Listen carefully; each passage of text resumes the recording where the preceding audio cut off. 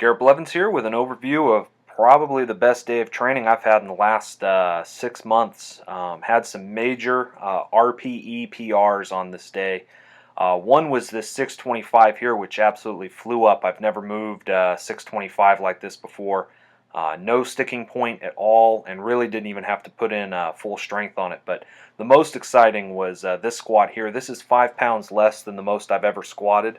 And when I did squat that, it was at really close depth. And it was a grinder for sure. I barely kind of eked it out, had a high sticking point that I've normally had.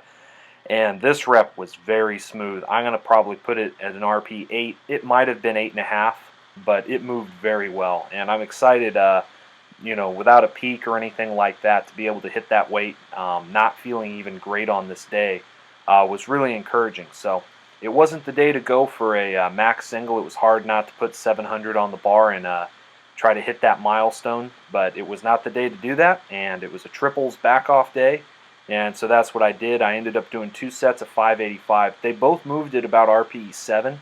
I was supposed to get it to an 8, but my back was feeling kind of tight, and so I decided to just call the day after 2 sets. I had done 2 sets of 3 last week as well, and so matched my volume for the previous week and hit a higher single. Bench also went really well today. This is my last warm-up here. For a single at 405, that moves really well. The speed was really good this day, and was able to just get in some pretty good positions. This was 435, and I would say it's probably at a 9, but only because I paused it for a really long time on the last rep. It would have been an 8 probably if I hadn't have done that, which I think would have been a PR RPE-wise as well. Sometimes it's good to track RPE when you're doing rep maxes, and you don't always have to do an RPE 10 as your rep max. You can also have, what you hit for a triple at an 8 and try to beat that. That's another way to check progress, but it is a little bit more subjective as you gauge it. On this day, the triples with 405 kept feeling better and better as I went on. The RPE actually went down, so on this set I decided to rep out. I was only really supposed to do 2 or 3 back-off sets, and this, I believe, was my third back off, and ended up doing 6 reps, and that's pretty darn good for me with 4 or 5, especially after the other work. So I ended up doing another set of 3 after that as well, just to finish out the day. So continuing on, I talked about deontology and deontological ethics and the issues that they run into in the previous video.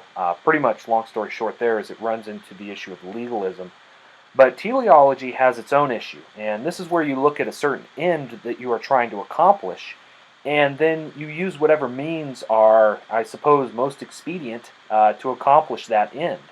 And while you don't necessarily have to use bad or evil actions to produce a greater good, it does create an issue, the issue of relativism. And what that means is that the way that we should live our life, the morals really that we hold, and the morality that we practice, which is the expression of our behavior rooted in ethics, those are subject to interpretation and subject to change.